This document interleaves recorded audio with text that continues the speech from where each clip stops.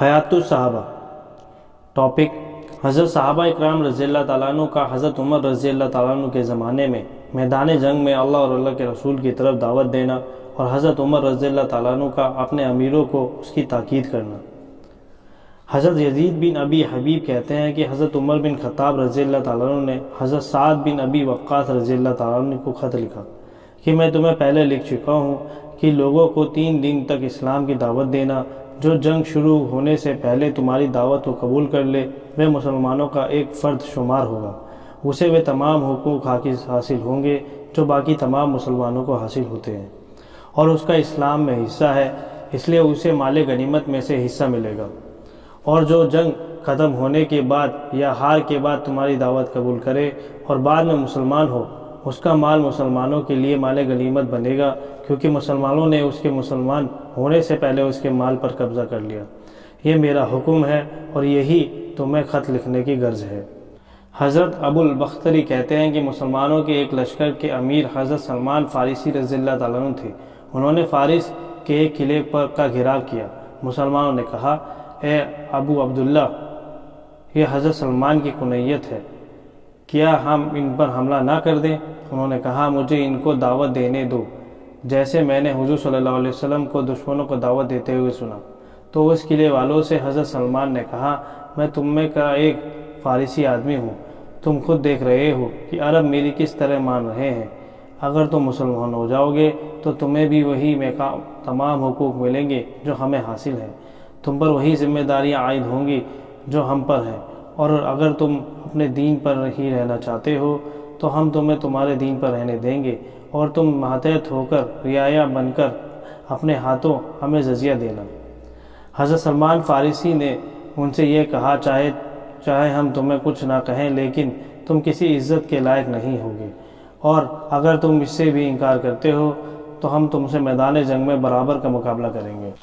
انہوں نے کہا، ہم بھی ایمان نہیں لاتے ہیں اور جزیہ بھی نہیں دیں گے، ہم تو تم سے جنگ کریں گے۔ حضرت سلمان کے ساتھیوں نے کہا، کیا ہم ان پر حملہ کر دیں؟ انہوں نے کہا، ابھی نہیں۔ ان کو 3 دن اسی طرح انہوں نے اسلام کی دعوت دی، پھر کہا، اچھا اب ان پر حملہ کرو۔ تو مسلمانوں نے حملہ کیا، اس قلعے کو فتح کر لیا۔ مسند احمد اور مستدرک کی روایت میں اس طرح ہے کہ 4تھے دن صبح کو حضرت سلمان نے مسلمانوں کو حکم دیا، مسلمانوں نے آگے بڑھ کر حملہ کیا اور اسے فتح کر لیا۔ ابو البختری کہتے ہیں کہ حضرت سلمان فارسی مسلمانوں کے لیے جگہ اور پانی اور گھاس تلاش کرنے والے دستے کے امیر تھے۔ مسلمانوں نے ان کو فارس والوں کو دعوت دینے کے لیے متکلم بنایا تھا۔ حضرت عطیہ کہتے ہیں کہ بہو رشید شہر والوں کو دعوت دینے کے لیے حضرت سلمان کو امیر مقرر کیا تھا، اور کسر ابیض کی فتح کے دن بھی انہی کو مقرر کیا تھا، تو انہوں نے ان کو 3 دن تک دعوت دی۔ آگے انہوں نے حضرت سلمان کے دعوت دینے کے بارے میں پچھلی حدیث جیسا مضمون ذکر کیا ہے۔ حضرت سعد بن ابی وقاص رضی اللہ تعالیٰ عنہ نے حضرت نعمان بن مقرن، حضرت فرات بن حیان، حضرت حنظلہ بن ربیع تمیمی اور حضرت عطارد بن حاجب، حضرت اشعث بن قیس، حضرت مغیرہ بن شعبہ، حضرت عمر بن مادی رضی اللہ تعالیٰ عنہ جیسے خاص حضرات کی جماعت رستم کو اللہ تعالیٰ کی طرف دعوت دینے کے لیے بھیجی۔ رستم نے ان سے کہا، تم کون لوگ ہو اور تم کیوں آئے ہو؟ ان حضرات نے کہا کہ ہم اس لیے آئے ہیں کہ اللہ تعالیٰ نے ہم سے یہ وعدہ کیا ہے کہ تمہارا ملک ہمیں مل جائے گا، تمہاری عورتیں اور بچے ہمارے قیدی بنیں گے، اور تمہارے مال پر ہم قبضہ کریں گے۔ اللہ تعالیٰ کے اس وعدے پر ہمیں پورا یقین ہے۔ رستم ایک خواب اس سے پہلے دیکھ چکا تھا کہ آسمان سے ایک فرشتے نے اتر کر فارس کے تمام ہتھیاروں پر مہر لگا دی ہے، اور وہ ہتھیار حضور صلی اللہ علیہ وسلم کے حوالے کر دیے ہیں، اور حضور صلی اللہ علیہ وسلم نے وہ ہتھیار عمر رضی اللہ تعالیٰ عنہ کو دیے ہیں۔ حضرت سیف اپنے استادوں سے نقل کرتے ہیں کہ جب دونوں لشکر آمنے سامنے ہوئے تو رستم نے حضرت سعد رضی اللہ تعالیٰ عنہ کو یہ پیغام بھیجا کہ وہ رستم کے پاس ایک عقلمند آدمی بھیجے کہ میں جو کچھ پوچھوں وہ اس کا جواب دے سکے۔ حضرت سعد نے اپنے پاس حضرت مغیرہ بن شعبہ رضی اللہ تعالیٰ عنہ کو بھیجا۔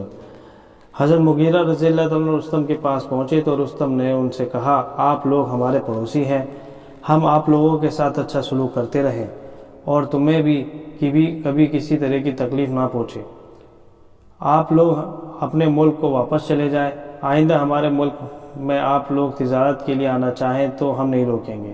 حضرت مغیرہ رضی اللہ عنہ نے کہا دنیا ہمارا مقصد نہیں ہے بلکہ آخرت ہمارا مقصد ہے، ہمیں صرف اسی کی فکر ہے کہ اللہ تعالیٰ نے ہماری طرف ایک رسول بھیجا ہے، اس سے فرما دیا کہ میں نے تمہارے صحابہ کی ایک جماعت کو ان لوگوں پر مسلط کر دیا ہے جو میرا دین اختیار نہ کرے، اس جماعت کے ذریعے میں ان سے بدلہ لوں گا۔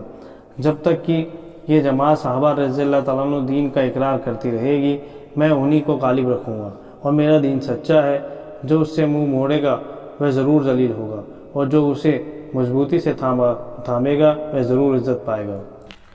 رستم نے پوچھا وہ دین کیا ہے؟ حضرت مغیرہ رضی اللہ عنہ نے کہا اس دین کا وہ ستون جس کے بغیر اس کی کوئی چیز صحیح نہیں ہو سکتی وہ کلمہ شہادت ہے، اشہد ان لا الہ الا اللہ واشہد ان محمد رسول اللہ، پڑھ لینا ہے، اور جو کچھ حضور صلی اللہ علیہ وسلم کے پاس سے لائے ہیں اس کا اقرار کر لینا ہے۔ رستم نے کہا یہ تو کتنی اچھی بات ہے، اس کے علاوہ اور کیا ہے؟ حضرت مغیرہ نے کہا اللہ کے بندوں کی عبادت سے نکال کر اللہ کی عبادت میں لگا دینا۔ رستم نے کہا یہ بھی اچھی بات ہے، اس کے علاوہ اور کیا ہے؟ حضرت مغیرہ رضی اللہ عنہ نے کہا تمام انسان حضرت آدم کی اولاد ہیں، لہٰذا وہ باپ شریک بھائی ہیں۔ رستم نے کہا کہ یہ بھی اچھی بات ہے، اچھا ذرا یہ تو بتاؤ اگر ہم تمہارے دین میں داخل ہو جائیں تو کیا تم ہمارے ملک سے واپس چلے جاؤ گے؟ حضرت مغیرہ نے کہا ہاں اللہ کی قسم، پھر تمہارے ملک میں صرف تجارت یا کسی ضرورت کی وجہ سے آئیں گے۔ رستم نے کہا یہ بھی اچھی بات ہے۔ راوی کہتے ہیں کہ جب حضرت مغیرہ رستم کے پاس سے واپس چلے تو رستم نے اپنی قوم کے سرداروں سے اسلام کا تذکرہ کیا، لیکن ان سرداروں نے ناپسند کیا اور اسلام میں داخل ہونے سے انکار کر دیا۔ اللہ ہی ان کو خیر سے دور کرے اور رسوا کرے، اور اللہ نے ایسا کر دیا۔ راوی کہتے ہیں کہ رستم کی مانگ پر حضرت سعد رضی اللہ تعالیٰ عنہ نے ایک اور قاصد حضرت ربیع بن عامر رضی اللہ تعالیٰ عنہ کو رستم کے پاس بھیجا۔ یہ رستم کے یہاں پہنچے تو کیا دیکھتے ہیں کہ ان لوگوں نے رستم کے دربار کو سونے کے کام والے تکیوں اور ریشمی قالینوں اور چمکدار یاقوتوں اور قیمتی موتیوں سے اور بڑی زیب و زینت سے سجا رکھا تھا، اور خود رستم تاج اور قیمتی سامان پہنے ہوا تھا، سونے کے سخت تخت پر بیٹھا ہوا تھا۔ حضرت ربیع موٹے جھوڑے کپڑے پہنے ہوئے تھے، تلوار اور ڈھال لگا رکھی تھی، چھوٹے قد والی گھوڑی پر سوار تھے، برابر اس پر سوار رہے یہاں تک کہ قالین کا ایک کنارہ گھوڑی کی روند ڈالا، پھر اس سے اتر کر انہوں نے گھوڑی کو ایک تکیے سے باندھ دیا۔ آگے بڑھے تو وہ ہتھیار اور زرہ پہنے ہوئے تھے اور خود ان کے سر پر رکھی ہوئی تھی۔ ان سے دربانوں نے کہا آپ اپنے ہتھیار اتار دیں۔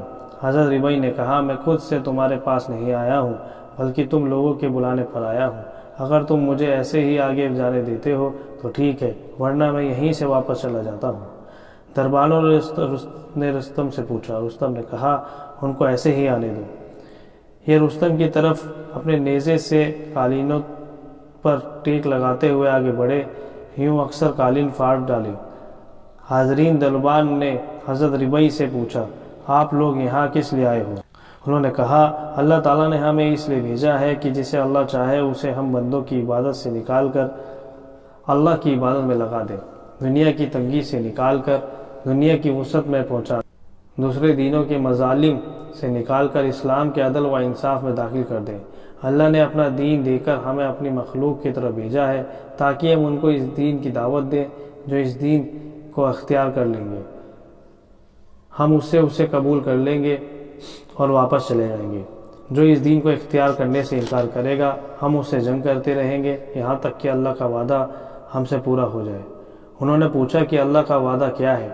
حضرت ربیع نے کہا کہ جو دین کا انکار کرنے والوں سے جنگ کرتے ہوئے مرے گا اسے جنت ملے گی، جو باقی رہے گا اسے فتح اور کامیابی ملے گی۔ رستم نے کہا میں نے تمہاری بات سن لی، کیا تم کچھ مہلت دے سکتے ہو تاکہ ہم بھی غور کر لیں اور تم بھی غور کر لو؟ حضرت ربیع نے کہا ہاں کتنی مہلت چاہتے ہو، 1 دن یا 2 دن کی؟ اس نے کہا نہیں ہمیں تو زیادہ دنوں کی مہلت چاہیے، کیونکہ ہم اپنے اہل شورا ایڈوائز کمیٹی اور اپنی قوم کے سرداروں کے سے خط و کتابت کریں گے۔ حضرت ربیع نے کہا جناب رسول اللہ صلی اللہ علیہ وسلم نے ہمارے لیے یہ طریقہ مقرر فرمایا ہے، جب دشمن سے سامنا ہو جائے تو ہم اسے 3 دن سے زیادہ مہلت نہ دیں، لہٰذا تمہیں 3 دن کی مہلت ہے، تم اپنے اور اپنے پبلک کے بارے میں غور کر لو، مہلت کے ختم ہونے پر 3 باتوں میں سے ایک بات اختیار کر لینا۔ رستم نے کہا کیا تم مسلمانوں کے سردار ہو؟ انہوں نے کہا نہیں، لیکن ہم مسلمان ایک جسم کی طرح ہیں، عام مسلمان بھی پناہ دے گا تو وہ ان کے امیر کو ماننی پڑے گی۔ جس کے بعد حضرت ربیع دربار سے واپس چلے گئے۔ رستم نے اپنی قوم کے سرداروں کو اکٹھا کر کے کہا کیا تم نے اس آدمی کی گفتگو سے زیادہ وزنی اور دو ٹوک گفتگو سنی ہے؟ انہوں نے کہا اللہ کی پناہ اس بات سے کہ تم اس کی کسی چیز کی طرف مائل ہو جاؤ، اپنا دین چھوڑ کر نعوذ باللہ اس کتے کے دین کے اختیار کر لو۔ کیا تم نے اس کے کپڑے نہیں دیکھے؟ رستم نے کہا تمہارا ناز ہو، کپڑوں کو مت دیکھو، سمجھداری اور بات کرنے کے انداز اور عادت کو دیکھو۔ عرب کے لوگ کپڑے اور کھانے کا خاص دھیان نہیں رکھتے، ہاں خاندانی عادتوں کی بڑی حفاظت کرتے ہیں۔ پھر اگلے دن انہوں نے ایک اور آدمی کو بھیجنے کا مطالبہ کیا۔ حضرت سعد نے حضرت حذیفہ بن محصن کو بھیجا، انہوں نے حضرت ربیع جیسی بات کی۔ تیسرے دن حضرت مغیرہ بن شعبہ کو بھیجا، انہوں نے اچھے انداز میں تفصیل سے بات کی۔ رستم نے حضرت مغیرہ سے مذاق اڑاتے ہوئے کہا تم لوگ جو ہمارے علاقے میں داخل ہو گئے ہو تو تمہاری مثال ایک مکھی جیسی ہے، جس نے شہد دیکھا تو کہنے لگی جو مجھے اس شہد تک پہنچا دے گا اسے 2 درہم دوں گی۔ جب وہ مکھی شہد پر گری تو اس میں پھنسنے لگی، تو وہ اب اس سے نکلنے کی کوشش کرنے لگی لیکن نکل نہ سکی۔ کہنے لگی جو مجھے اس سے نکالے گا اسے 4 درہم دوں گی۔ تم لوگ تو اس کمزور دبلی پتلی لومڑی کی طرح سے ہو جسے انگور کے باغ کی 4 دیواروں میں ایک چھوٹا سا سوراخ نظر آیا ہے۔ اس سوراخ سے وہ اندر گھس گئی۔ باغ والے نے دیکھا کہ بیچاری بڑی کمزور اور دبلی پتلی ہے، اسے اس پر ترس آیا، اس نے اسے وہیں رہنے دیا۔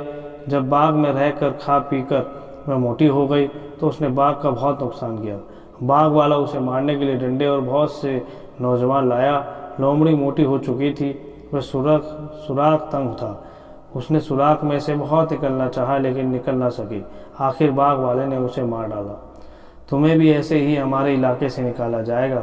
پھر غصے کے مارے بھڑک اٹھا اور سورج کی قسم کھا کر کہا کہ کل کو میں تم سب کو قتل کر دوں گا۔ حضرت مغیرہ نے کہا تمہیں پتہ چل جائے گا۔ حضرت مغیرہ نے کہا تمہیں پتہ چل جائے گا۔ پھر رستم نے حضرت مغیرہ سے کہا میں کہہ چکا ہوں کہ تم لوگوں کو ایک ایک جوڑا دے دیا جائے، تمہارے امیر کو 1000 دینار اور ایک جوڑا اور ایک سواری دے دی جائے، یہ چیزیں لے لو، پھر تم ہمارے یہاں سے چلے جاؤ۔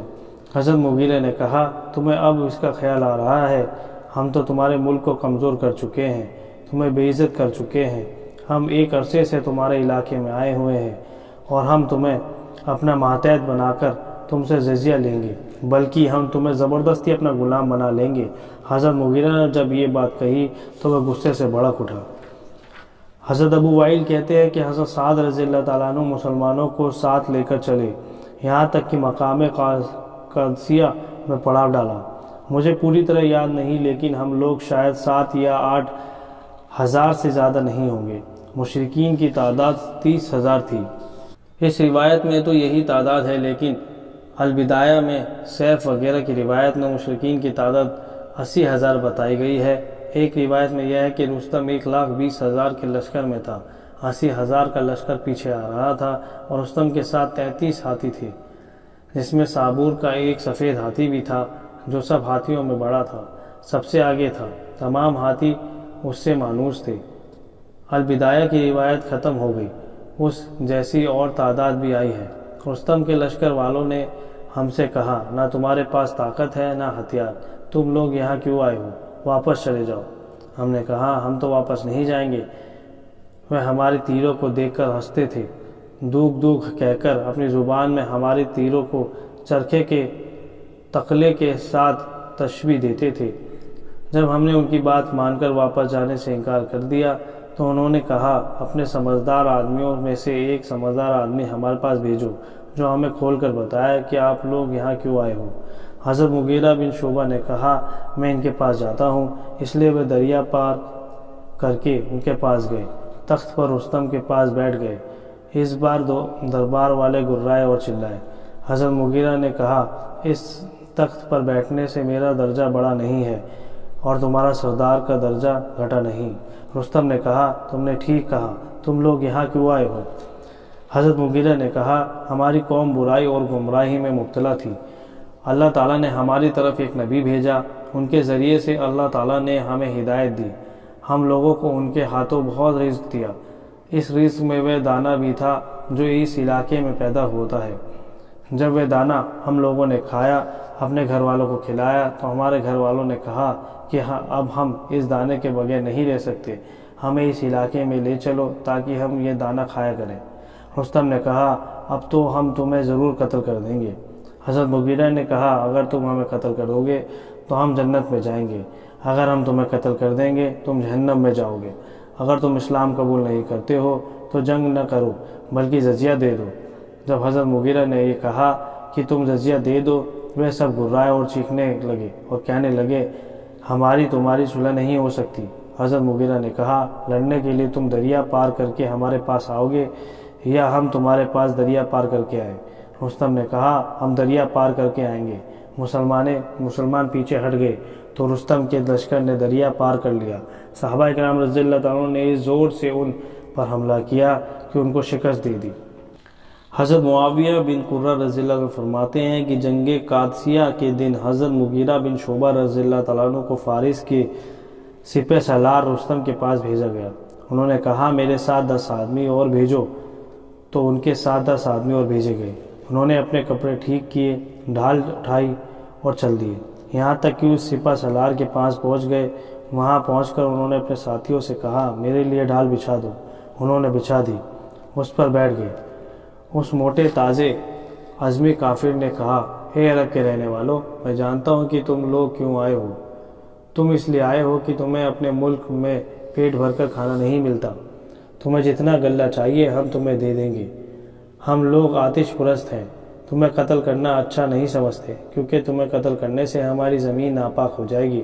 حضرت مغیرہ نے کہا اللہ کی قسم ہم اس وجہ سے نہیں آئے، ہم تو اس وجہ سے آئے ہیں کہ ہم لوگ پتھروں اور بتوں کی عبادت کیا کرتے تھے۔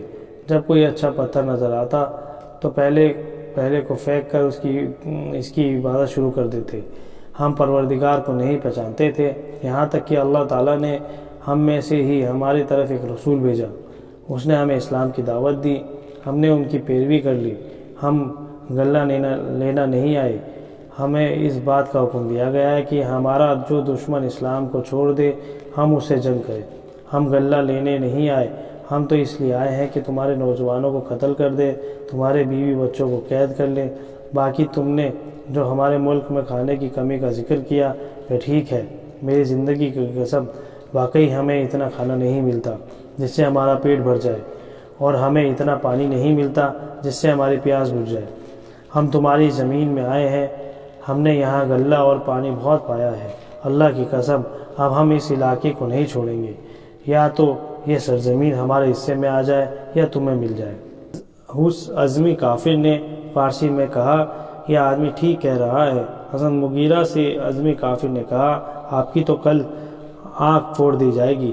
پھر اگلے دن حضرت مغیرہ کو ایک نامعلوم تیر لگا اور واقعی ان کی آنکھ خراب ہو گئی۔ سیف رحمۃ اللہ علیہ کہتے ہیں کہ حضرت سعد رضی اللہ تعالیٰ عنہ نے جنگ سے پہلے اپنے ساتھیوں کی ایک جماعت کسریٰ کے پاس اللہ کی طرف دعوت دینے کے لیے بھیجی۔ ان حضرات نے کسریٰ کے دربار میں پہنچ کر داخل کی اجازت مانگی، اس نے ان حضرات کو اجازت دے دی۔ شہر والے ان کو دیکھنے کے لیے باہر نکل آئے کہ ان کی شکل و صورت کیسی ہے۔ ان حضرات کی چادریں کندھوں پر پڑی ہوئی تھی، ہاتھوں میں کوڑے پکڑے ہوئے تھے، پاؤں میں چپلیں پہن رکھی تھی، کمزور گھوڑوں پر سوار تھے، کمزوری کی وجہ سے لڑکھڑا رہے تھے۔ شہر والے ان تمام باتوں کو دیکھ کر بہت زیادہ حیران ہو رہے تھے کہ کیسے ان جیسے انسان ان کے لشکروں پر غالب آ جاتے ہیں، حالانکہ ان کے لشکروں کی تعداد اور ان کا سامان کہیں زیادہ ہے۔ اجازت ملنے پر یہ حضرات شاہ یزدرج کسریٰ کے دربار میں گئے، اس نے انہیں اپنے سامنے بٹھایا۔ وہ بڑا مغرور اور بے ادب تھا، اس نے ان کے لباس اور جوتیوں اور چادروں اور کوڑوں کے نام پوچھنے شروع کر دیے۔ وہ جس چیز کا بھی نام بتاتے وہ اس سے اپنے لیے نیک فعل نکالتا، لیکن اللہ تعالیٰ نے ان کے ہر فعل کو اس کے لیے سر الٹا دے مارا۔ پھر اس نے ان حضرات سے کہا تمہیں کون سی چیز اس علاقے میں لے آئی ہے؟ ہماری آپس کی خانہ جنگی کی وجہ سے تم یہ سمجھ بیٹھے کہ ہم لوگ کمزور پڑ گئے، اس لیے تم میں ہم پر حملہ کرنے کی ہمت پیدا ہو گئی۔ حضرت نعمان بن مکرم نے کہا کہ اللہ تعالیٰ نے ہم پر ترس کھا کر ہماری طرف ایک رسول بھیجا جو ہمیں نیکی کے کام بتاتے تھے، ان کے کرنے کا حکم دیتے تھے اور برائی کے کام بتلا کر ہمیں اس سے روکتے تھے۔ ان کی بات ماننے پر اللہ تعالیٰ نے ہم سے دنیا و آخرت کی بھلائی کا وعدہ کیا ہے۔ آپ نے جس قبیلے کو اس کی دعوت دی اس کو 2 حصے ہو گئے، کچھ آپ کا ساتھ دیتے ہیں، کچھ آپ سے دور رہتے ہیں۔ صرف خاص لوگ گنے چنے آپ کے دین میں داخل ہوتے ہیں۔ ایک عرصے تک آپ اسی طرح دعوت دیتے رہے، پھر اللہ تعالیٰ نے آپ کو حکم دیا اپنے مخالف عربوں پر چڑھائی کر دیں، پہل ان عربوں سے کریں، بعد میں دوسرے ملکوں سے۔ سو آپ نے ایسا ہی کیا، سارے عرب آپ کے دین میں داخل ہو گئے، کچھ مجبور ہو کر زبردستی داخل ہوئے، لیکن بعد میں وہ بھی خوش ہو گئے، کچھ شروع سے ہی خوشی داخل ہو گئے، ان کی خوشی بڑھتی رہی۔ ہم سب نے کھلی آنکھوں سے دیکھ لیا، ہم زمانہ جہالت میں جس دشمنی اور تنگی میں تھے، آپ کا لایا ہوا دین اس سے 1000 درجے بہتر ہے۔ انہوں نے ہمیں حکم دیا کہ ہم آس پاس کی قوموں میں دعوت کا کام شروع کر دیں، انہیں ہم عدل و انصاف کی دعوت دیں۔ اس لیے ہم تمہیں اپنے دین اسلام کی دعوت دیتے ہیں جو ہر اچھی بات اور اچھا کہتا ہے اور ہر بری بات کو برا کہتا ہے، اور اگر تم اسلام میں داخل ہونے سے انکار کرو تو پھر ذلت کے 2 کاموں میں سے کم ذلت والا کام اختیار کر لو، وہ یہ ہے کہ جزیہ ادا کرنا۔ اگر تم اس سے بھی انکار کر لیتے ہو تو پھر جنگ ہے۔ تم ہمارے دین کو اختیار کر لو گے تو ہم تم میں اللہ کی کتاب چھوڑ کر جائیں گے اور تمہیں اس پر ڈال کر جائیں گے، تم اس کتاب کے احکام کے مطابق فیصلہ کرو، ہم تمہارے علاقے سے واپس چلے جائیں گے، پھر تم ہوگے اور تمہارا علاقہ، جو چاہے کرو۔ اگر تم جزیہ دینے کے لیے تیار ہو جاؤ گے تو ہم اسے قبول کر لیں گے، ہم تمہاری ہر طرح حفاظت کریں گے، ورنہ ہم تم سے لڑیں گے۔ اس پر یزدرج بولا کہ روئے زمین پر کوئی قوم میرے علم میں ایسی نہیں جو تم سے زیادہ بدبخت ہو، اس کی تعداد تم سے کم ہو، اس کے آپس کے تعلقات تم سے زیادہ بگڑے ہوئے ہوں۔ ہم نے تو تمہیں آس پاس کی بستیوں کے حوالے کیا ہوا تھا کہ وہ ہمارے بغیر خود ہی تم سے نپٹ لیا کرے۔ آج تک کبھی فارس نے تم پر حملہ نہیں کیا، نہ تمہارا یہ خیال تھا کہ تم فارس والوں کے سامنے ٹھہر سکتے ہو۔ اگر تمہاری تعداد بڑھ گئی تو ہمارے بارے میں تم دھوکے میں نہ رہو، مگر اگر معاشہ کی تنگی نے تمہیں یہاں آنے پر مجبور کیا ہے تو ہم تمہارے لیے امداد مقرر کر دیتے ہیں جو تمہیں اس وقت تک ملتی رہے گی جب تک تم خوشحال نہ ہو جاؤ۔ ہم تمہارے ممتاز لوگوں کا اکرام کریں گے، ان کو جوڑے بھی دیں گے، تم لوگوں پر ایسا بادشاہ مقرر کریں گے جو تمہارے ساتھ نرمی برتے۔ یہ سن کر اور حضرت جو خاموش رہے، لیکن حضرت مغیرہ بن شعبہ رضی اللہ عنہ نے کھڑے ہو کر کہا، اے بادشاہ، یہ عرب کے سردار اور ممتاز لوگ ہیں، یہ سب شریف ہیں اور شریفوں سے شرماتے ہیں اور شریفوں کا اکرام شریف ہی کیا کرتے ہیں اور شریفوں کے حقوق کو شریف ہی بڑا سمجھتے ہیں۔ ان کو تم سے جتنی باتیں کہنے کے لیے بھیجا تھا انہوں نے ابھی وہ ساری باتیں تم سے نہیں کہی ہیں، انہوں نے تمہاری ہر بات کا جواب نہیں دیا ہے، انہوں نے یہ اچھا کیا اور ان کے لیے یہی مناسب تھا۔ مجھ سے بات کرو، میں تمہاری ہر بات کا جواب دوں گا، یہ سب اس کی گواہی دیں گے۔ تم نے ہمارے جو حالات بتائے ہیں تم ان کو پوری طرح نہیں جانتے، میں تمہیں بتاتا ہوں۔ تم نے جو ہماری بدحالی کا ذکر کیا ہے تو واقعی ہم سے زیادہ کوئی بدحال نہیں ہے، ہماری بھوک جیسی بھوک نہیں ہے، ہم تو گندگی کے کیڑے مکوڑے اور بچھو اور سانپ تک کھا جاتے ہیں، اسی کو اپنا کھانا سمجھتے ہیں۔ ہمارے مکان کھلی زمین تھے، چھپر تک نہ تھے، اونٹوں اور بکریوں کے بالوں سے بنے ہوئے کپڑے پہنتے تھے۔ ایک دوسرے کو قتل کرنا، ایک دوسرے پر ظلم کرنا ہمارا مذہب تھا، اور ہم لوگوں میں سے ایسے بھی تھے جو اپنی بیٹی کو کھانا کھلانے کے ڈر کے مارے زندہ قبر میں دفن کر دیا کرتے تھے۔ آج سے پہلے ہماری وہی حالت تھی جو میں تم سے بیان کر رہا ہوں۔ پھر اللہ تعالیٰ نے ہماری طرف ایک مشہور آدمی کو بھیجا جس کے حسب نسب، خاندان کو، اس کے حلیے کو، اس کی پیدائش کی جگہ قوم اچھی طرح جانتے تھے۔ اس کی زمین ہماری زمین سے سب سے بہترین زمین تھی، اس کا حسب نسب ہمارے حسب نسب سے بہتر تھا، اس کا گھر ہمارے گھروں سے اعلیٰ تھا، اس کا قبیلہ ہمارے قبیلوں سے افضل تھا، عربوں کے تمام برے حالات کے باوجود وہ خود بھی اپنی ذات کے اعتبار سے ہم میں سے سب سے بہترین تھا، ہمیں سب سے زیادہ سچے اور سب سے زیادہ بردبار تھے۔ انہوں نے ہمیں اسلام کی دعوت تھی، اس لیے سب سے پہلے ان کی دعوت کو اس آدمی نے قبول کیا جو ان کا عمر اور بچپن کا ساتھی تھا، وہیں ان کے بعد ان کا خلیفہ بنا۔ وہ ہم سے کہتے، ہم ان کو الٹی سناتے، وہ سچ بولتے، ہم جھوٹ بولتے۔ آخر ان کے ساتھی بڑھتے گئے، ہماری تعداد گھٹتی گئی، جو باتیں انہوں نے کہی تھی وہ سب ہو کر رہیں۔ آخر اللہ تعالیٰ نے ہمارے دلوں کو ان کا سچا ماننے اور ان کی پیروی کرنے کا جذبہ پیدا کر دیا۔ وہ ہمارے اور اللہ رب العالمین کے بیچ واسطہ تھے۔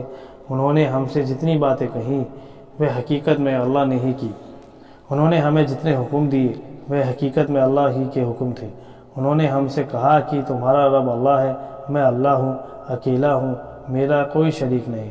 جب کچھ نہیں تھا میں اس وقت بھی تھا، میری ذات کے علاوہ ہر چیز فنا ہو جائے گی، میں نے ہر چیز کو پیدا کیا ہے، ہر چیز لوٹ کر میرے پاس آئے گی۔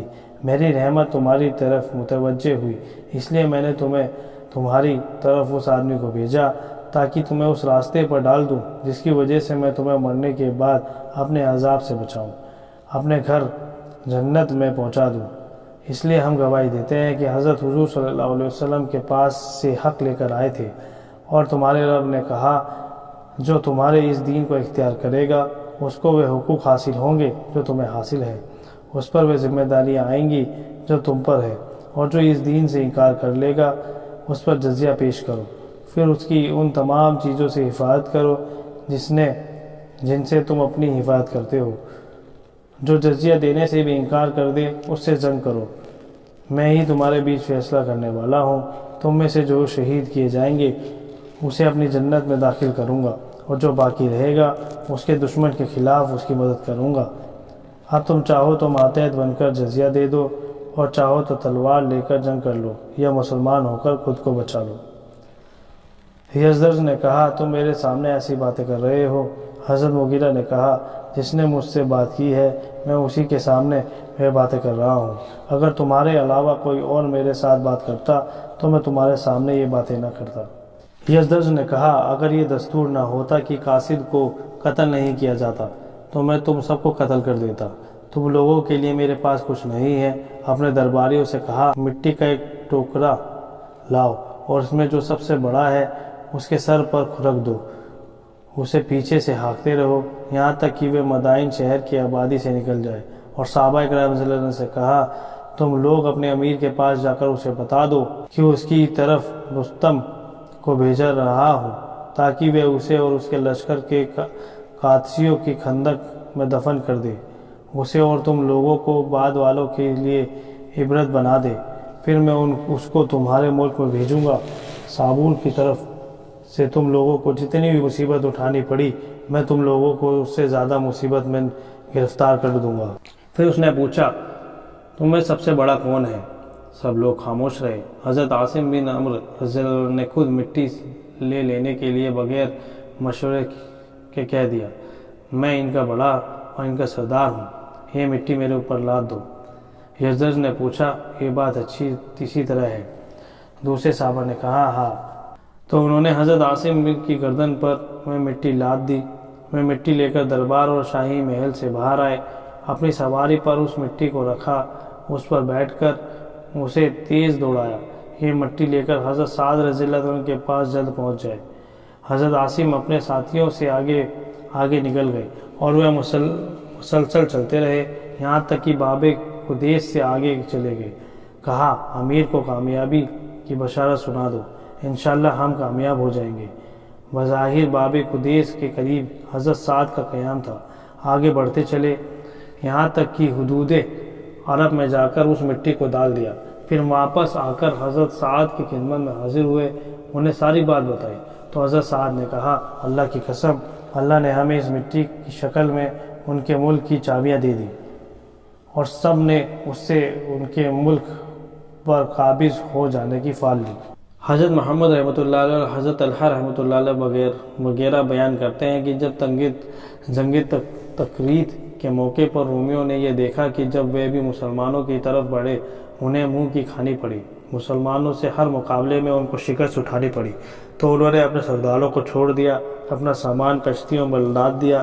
عرب کے عیسائی قبائل تغلیب اور ایاد اور نمیر کے نمائندے تھے، یہ ساری خبر لے کر مسلمانوں کے امیر حضرت عبداللہ بن معتم کے پاس آئے اور ان سے یہ درخواست کی کہ عرب کے ان قبائل سے مسلمان صلح کر لیں، اور انہوں نے حضرت عبداللہ کو بتایا کہ وہ تمام قبیلے ان کی ماننے کو تیار ہو چکے ہیں۔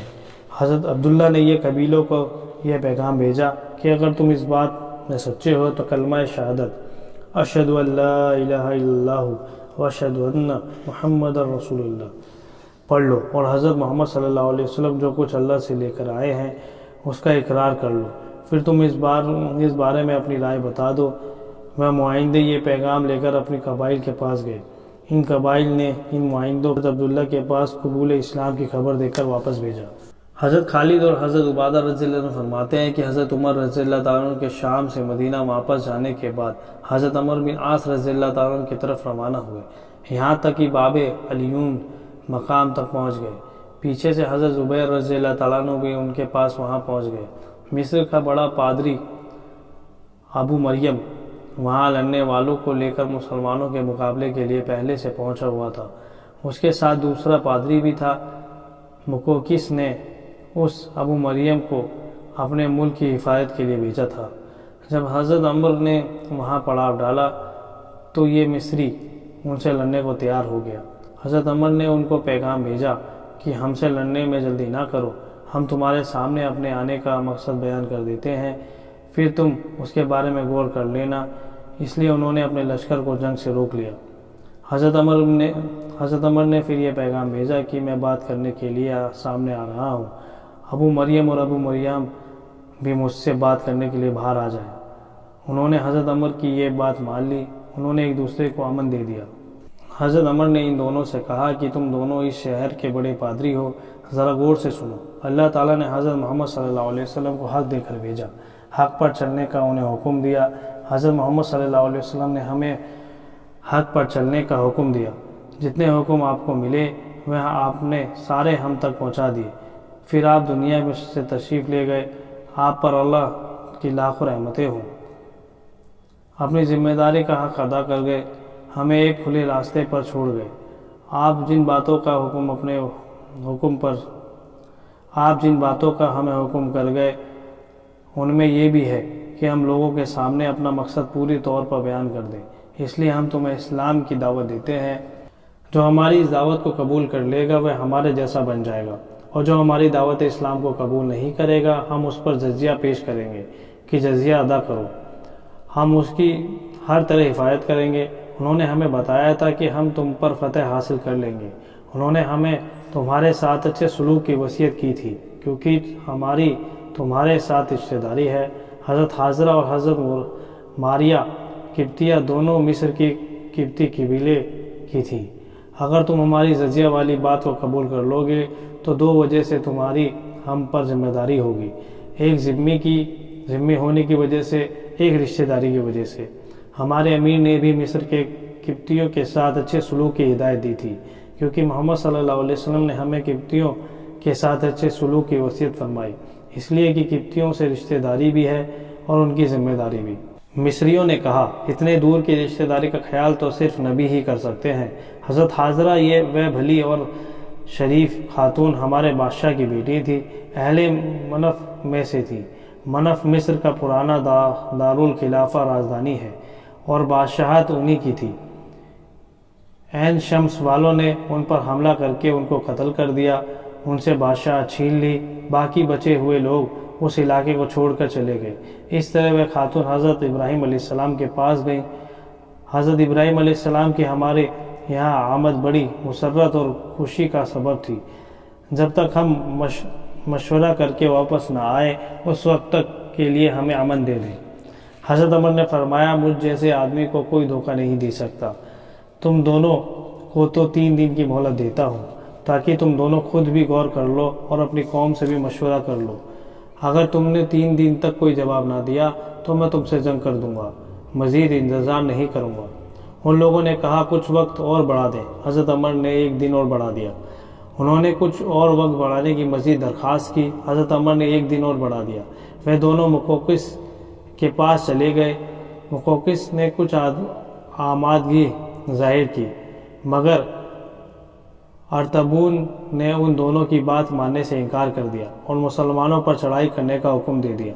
ان دونوں پادریوں نے مصر والوں سے کہا، ہم تو تمہاری طرف سے بچاؤ کی پوری طرح کوشش کریں گے، ان کی طرف لوٹ کر نہ جائیں گے۔ ابھی 4 دن باقی ہیں، ان 4 دنوں میں مسلمانوں کی طرف سے تم پر حملہ کا خطرہ نہیں، امان ہی امید ہے۔ لیکن فرقب نے حضرت عمر رضی اللہ تعالیٰ عنہ اور حضرت زبیر رضی اللہ تعالیٰ عنہ کا اچانک چھاپا مارا۔ حضرت عمر اس اچانک حملے کے لیے تیار کیے ہوئے تھے۔ انہوں نے فرقب کا مقابلہ کیا۔ فرقب اور اس کے ساتھی مارے گئے اور یوں خود ہی اپنے تدبیر میں ناکام ہو گئے۔ وہاں سے حضرت عمر اور حضرت زبیر عین شمس کی طرف روانہ ہوئے۔ حضرت ابو حارث اور حضرت ابو عثمان رضی اللہ تعالیٰ عنہ کہتے ہیں، جب حضرت عمر مصریوں کے پاس عین شمس پہنچے تو مصر والوں نے اپنے بادشاہ کو کہا، تم اس قوم کا کیا بگاڑ لوگے جنہوں نے کسریٰ اور قیصر کو شکست کر دی، ان کے ملک پر قبضہ کر لیا، ان سے صلح کر لو، ان سے معاہدہ کر لو، نہ خود ان کے سامنے مقابلے کے لیے جاؤ اور نہ ہمیں لے جاؤ۔ لیکن بادشاہ نہ مانا۔ یہ قصہ 4 دن کا ہے۔ اس نے مسلمانوں پر حملہ کر کے جنگ شروع کر دی۔ حضرت زبیر ان کے شہر کی فصیل پناہ کی دیوار پر چڑھ گئے۔ یہ منظر دیکھ کر وہ ڈر گئے اور انہوں نے حضرت عمر کے لیے شہر کا دروازہ کھول دیا۔ صلح کرنے کے لیے شہر سے باہر نکل آئے۔ حضرت عمر نے ان کی صلح کو منظور کر لیا۔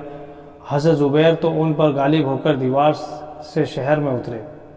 حضرت سلیمان بن بریدہ کہتے ہیں کہ جب امیر المومنین حضرت عمر رضی اللہ تعالیٰ عنہ کے پاس ایمان والوں کا حق کا لشکر جمع ہو جاتا تو ان پر کسی صاحب علم اور فقیہ کو امیر بنا دیتے۔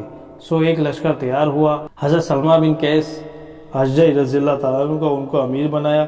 ان کو یہ ہدایت دی، تم اللہ کا نام لے کر چلو اور اللہ کے راستے میں ان لوگوں سے جنگ کرو جو اللہ کا انکار کرتے ہیں۔ جب تمہارا مشرک دشمن سے سامنا ہو تو ان کو 3 باتوں کی دعوت دو۔ سب سے پہلے تو اس کو اسلام کی دعوت دو۔ اگر وہ مسلمان ہو جائے، اپنے وطن میں ہی رہنا پسند کرے تو ان کے مالوں میں ان پر زکوٰۃ واجب ہوگی۔ مسلمانوں کے مال غنیمت میں ان کا کوئی حصہ نہ ہوگا۔ اگر وہ تمہارے ساتھ مدینہ میں رہنا پسند کریں تو انہیں وہ تمام حقوق حاصل ہوں گے جو تمہیں حاصل ہیں، اور ان پر وہ تمام ذمہ داریاں عائد ہوں گی جو تم پر ہیں۔ اگر اسلام قبول کرنے سے انکار کرے تو انہیں جزیہ دینے کی دعوت دو۔ اگر وہ جزیہ دینے پر بھی راضی ہو جائیں تو ان کے دشمنوں سے جنگ کرنا، ان کو جزیہ کی ادائیگی کے لیے فارغ کر دینا، ان کو ان کی طاقت سے زیادہ کسی کام کی تکلیف نہ دینا۔ اگر وہ جزیہ دینے سے بھی انکار کر دیں تو ان سے جنگ کرو۔ اللہ تعالیٰ ان کے مقابلے میں تمہاری مدد کرے گا۔ وہ تم سے ڈر کر کسی قلعے میں خود کو محفوظ کر لیں۔ وہ اللہ اور اس کے رسول کے حکم پر اترنے کی مانگ کریں تو ان کو اللہ کے حکم پر مت اتارنا، کیونکہ تم جانتے نہیں کہ ان کے بارے میں اللہ اور اللہ رسول صلی اللہ علیہ وسلم کا کیا حکم ہے۔ اگر وہ اللہ اور اللہ کے رسول صلی اللہ علیہ وسلم کی ذمہ داری پر اترنے کی مانگ کریں تو تم ان کو اللہ اور اللہ کے رسول صلی اللہ علیہ وسلم کی ذمہ داری پر مت اتارنا، بلکہ ان کو اپنی ذمہ داری پر اتارنا۔ اگر وہ تم سے جنگ کریں تو تم خیانت نہ کرنا، بد عہدی نہ کرنا، کسی کی ناک کان نہ کاٹنا، کسی بچے کو قتل نہ کرنا۔ حضرت سلمہ کہتے ہیں، ہم چلے اور مشرک دشمنوں سے ہمارا سامنا ہوا۔ اسلام کی جس بات کو امیر المومنین نے ہم سے کہا تھا، ہم نے اس کو اس بات کی دعوت دی، لیکن انہوں نے اسلام لانے سے انکار کر دیا۔ پھر ہم نے ان کو جزیہ دینے کی دعوت دی، انہوں نے اسے بھی ماننے سے انکار کر دیا۔ اس لیے ہم نے ان سے جنگ کی۔ اللہ تعالیٰ نے انہیں مقابلے میں ہماری مدد کی۔ ہم نے ان کی لڑنے والی فوج کو قتل کر دیا، ان کی عورتوں اور بچوں کو قید کر لیا، ان کا سارا سامان جمع کر لیا۔ آگے لمبی حدیث ہے۔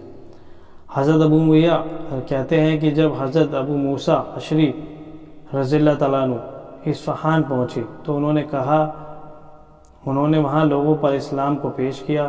انہوں نے اسے قبول کرنے سے انکار کر دیا۔ پھر حضرت اشعری نے جزیہ دینے ادا کرنے کی بات ان کے سامنے رکھی تو انہوں نے اس پر ان سے صلح کر لی۔ رات کو انہوں نے صلح پر گزاری، لیکن صبح ہوتے ہی انہوں نے غداری کی اور جنگ شروع کر دی۔ حضرت اشعری نے ان کا مقابلہ کیا۔ جلد ہی تھوڑی دیر میں اللہ تعالیٰ نے ان کو کافروں پہ غالب کر دیا۔